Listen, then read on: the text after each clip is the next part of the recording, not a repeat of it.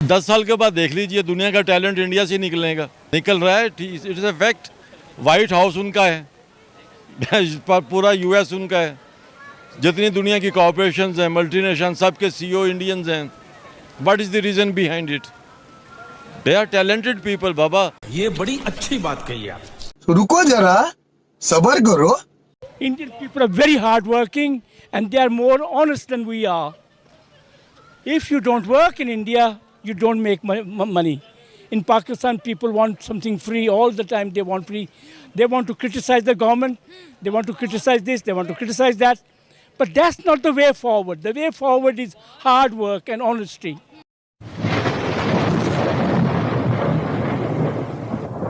नमस्कार दोस्तों, क्या हाल है। होप करता हूँ कि आप ठीक होंगे और स्वागत करता हूँ आपका हिंदुस्तान डॉट में। दोस्तों, पाकिस्तानी पब्लिक यूएई को अपना इस्लामिक ब्रदर मानते हैं, लेकिन दोस्तों यूएई वाले ने अब पाकिस्तानी को वीज़े देने से भी मना कर दिया है, क्योंकि पाकिस्तानी वहाँ जाके 2 नंबरी ही करते हैं।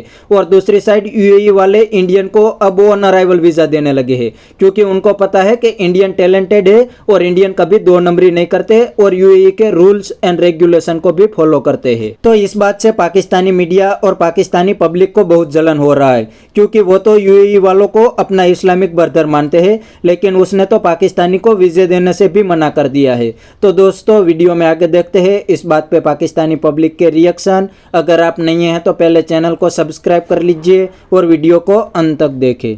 दुबई में कहते हैं कि 200 नेशनैलिटी के लोग हैं और कितने 100 लैंग्वेजेस बोली जाती हैं, तो it's a melting pot from different parts of the world. ठीक है। ये उसकी बड़ा एक खूबी है और आपको ऑनेस्टली हर जगह की दुनिया के हर कोने से इंसान वहाँ पे आपको मिलता है। चाहे आप अफ्रीका की बात करें, नॉर्थ अमेरिका की बात करें, यूरोप, सब कॉन्टिनेंट, आपका इंटरेक्शन होता है लोगों से। आप सोशली भी मिलते हैं, काम के सिलसिले में भी मिलते हैं, तो आपको वहाँ पे एक ग्लोबल सिटीज़न की तरह अपने आप को पेश करना पड़ता है। बहुत से लोग कहते हैं इंडियंस भी बहुत तादाद में वहाँ पे रह रहे हैं। कभी इंटरेक्शन हुआ हो, कोई दोस्त वगैरह हो? नहीं, बिल्कुल होता है। वहाँ तो सबसे बड़ी पॉपुलेशन इंडिया की है and I think second number पे पाकिस्तान की है। तो वहाँ देखिए, बात ये कि पाकिस्तान इंडिया के लोग जो है ना, they have the same language, they have the same food preferences. Specially जो नॉर्थ इंडिया है और हमारा पाकिस्तान जो है, उसमें तो बहुत कॉमनैलिटीज़ हैं। जैसे मैंने आपको बोला, ज़ुबान की कॉमनैलिटी, खाने पीने की, त्यौहार भी काफ़ी हद तक।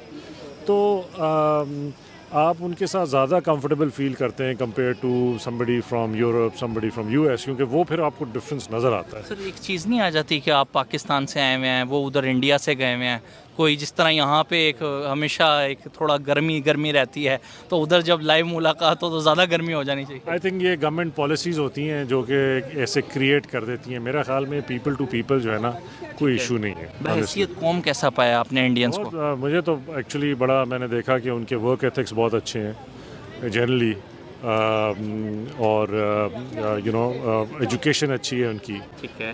और वहाँ पे ऑनेस्टली कोई हमको ये फील नहीं होता कि ये अगर इंडिया से हैं या बांग्लादेश से हैं या पाकिस्तान से हैं, आप अपना काम कर रहे हैं, कस्टमर हैं तो कस्टमर की तरह डील होता है। अगर सोशली आप उनके साथ इंटरेक्ट करें, तो जिस तरह आप दोस्तों यारों के साथ बातचीत करते हैं, हमारे कई दोस्त हैं जो कि इंडिया से भी हैं, तो कोई इस तरह की जो पॉलिटिकल कोई वहाँ पे लाइंस नहीं हैं।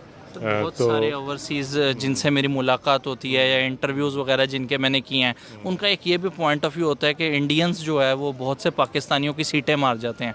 मतलब अगर बाहर जॉब की कोई अपॉर्चुनिटी निकली है, या अगर एक जगह पे एक पाकिस्तानी इंटरव्यू देने गया और दूसरी तरफ इंडियन गया है, तो इंडियन ज़्यादा प्रेफर किए जाते हैं। सर, इस तरह की मिथ है या रियलिटी भी है कुछ? देखिए, अगर एक एम्प्लॉयर है कहीं भी बैठा हुआ है, वो लेट्स से आप दुबई की बात करें, यूएस की बात करें, यूरोप की बात करें या पाकिस्तान की बात करें, अगर मैं आपको एक क्वेश्चन करूं, आप एक एम्प्लॉयर हैं, राइट, तो आप इंटरव्यू करेंगे लोगों से, तो क्या आप उसको रियली जॉब दे रहे हैं? और आप प्राइवेट सेक्टर में क्या वो अच्छा मुसलमान है या अच्छा क्रिश्चियन है या अच्छा वो अपना जो भी रिलीजन है, या उस पे करेंगे या वो काम के पे करेगा? क्या स्किल बेस्ड होगा ना, that's how you will do it. So I think skill based जो है वो चीज़ सबसे ज़्यादा इम्पॉर्टेंट होती है। ठीक है। और आपका डिमीनर, आपकी एजुकेशन, आपका बिहेवियर, आपकी जो टॉलरेंस है, आपका जो वर्क एथिक्स हैं, ये सारा जो सेट है ना, these are more important than where you from, तो मेरा नहीं ख्याल, ये जो आपने बात की है मुझे लगता है ये मिथ ज़्यादा है, सीटें मारने वाली बात है। इनडायरेक्टली वो ये कहना चाह रहे होते हैं कि उनकी स्किल ज़्यादा हैं, वो ज़्यादा एथिकली काम कर रहे हैं, वो ज़्यादा प्रोफेशनल हैं एज़ कम्पेयर टू पाकिस्तानी। देखिए हर तरह के आपको लोग मिलते हैं ऑनेस्टली, आपको मतलब पाकिस्तान से भी लोग आते हैं जो कि वो कंटिन्यू के दो साइड में, कि बहुत अच्छे उनके एथिक्स भी हैं और ख़राब एथिक्स वाले भी हैं, इसी तरह इंडिया से भी है। सो ये पीपल टू पीपल जो है ना बड़ा फ़र्क पड़ता है। मैं इसको जनरलाइज नहीं करना चाहता कि सब यहाँ के अच्छे हैं सब वहाँ के अच्छे हैं, ऐसे नहीं है। इन पर्सन टू पर्सन बहुत वेरी करता है, कैसे आपकी एजुकेशन कैसे रही है, कैसे आपकी तरबियत कैसी हुई है, घर का माहौल क्या था, ये सारा कुछ। लेकिन एक चीज़ याद करें कि जब आप जाते हैं बाहर तो आप फिर एक ग्लोबल प्लेइंग फील्ड में कम्पीट कर रहे हैं, ठीक है, जो कि अगर आप पाकिस्तान में जॉब ढूंढ रहे हैं तो आप सिर्फ पाकिस्तानी मिलेगा, लेकिन अगर आप कहीं मिडल ईस्ट में जाके ढूंढते हैं या कहीं और बाहर ढूंढते हैं तो सिर्फ पाकिस्तानी नहीं होगा आपके कंपटीशन में, वहाँ पे फिर ऑल नेशनलिटीज़ ओपन अप। तो आपको इस चीज़ पे अगर आप यही सोचते रहे नहीं जी मैं पाकिस्तान से हूँ तो उसको ज़्यादा प्रेफरेंस है, इसको ज़्यादा नहीं, आप अपने आप को इम्प्रूव करें, अपने स्किल सेट बेहतर करें, अपनी एजुकेशन बेहतर करें और फिर आपके लिए हर चीज़ ओपन है। मेरा नहीं ख्याल कि कोई आपको सिर्फ इस बेसिस पे नहीं देगा कि जी आप कहाँ से आए हैं पाकिस्तान से। अगर आपका स्किल सेट अच्छा है, आपकी बाकी एक्सपीरियंस अच्छा है, आपकी पॉजिटिव आपकी अप्रोच है towards your work and your ethics are good, तो you will be successful anywhere. दो तीन चीज़ें जो आपको इंडियन कल्चर में बहुत अच्छी लगी हो। देखिए एक मुझे जो चीज़ उधर की बेहतर लगती है वो ये है कि एक ईगो होता है ना, ईगो को क्या बोलेंगे आप, ठान लेना किसी चीज़ को कि यार ये मैंने करना है। Yes, so ego is more like कि भाई वो थोड़ा सा मुझे लगता है कि हम में ज़रा ज़्यादा होता है। अच्छा। ईगो से कि भाई मुझे आप पसंद नहीं है तो मैंने आपके साथ काम नहीं करना, राइट। जो कि मुझे लगता है कि उस एरिया में शायद कम है, ठीक है। और जब आप जॉब में जाते हैं तो आपको ईगो साइड पे रखना पड़ता है, ठीक है। So that is important. And दूसरी जो अपनी वर्क एथिक्स हैं उसको हम सही रखें कि टाइम की पाबंदी, काम की पाबंदी, काम को मेहनत से करना और फुल करना और कोई शॉर्टकट्स नहीं मारना, ये वो सारी चीज़ें जो हैं I think they are important. और ये मुझे उनमें कई लोगों में मुझे ये ज़्यादा नुमाया नज़र आई है। मैं ये नहीं कह रहा कि उनकी सारी सोसाइटी ऐसी है। अच्छा ठीक है। तो दोस्तों ये था पाकिस्तानी पब्लिक का रिएक्शन। और यह पाकिस्तानी अंकल ने बताया कि पहले तो दुबई में पाकिस्तानी को आसानी से वीज़ा मिल जाते थे लेकिन अब आसानी से नहीं मिलते। तो दोस्तों इसका सबसे बड़ा रीज़न है पाकिस्तान का एजुकेशन सिस्टम पूरा बर्बाद हो गया है और अब पाकिस्तानी पाकिस्तान से फर्जी डिग्री लेकर दुबई में काम करने पहुंच जाते हैं और वहां जाके कोई अच्छे काम नहीं करते, पाकिस्तानी 2 नंबरी या भीख मांगने का काम करते हैं।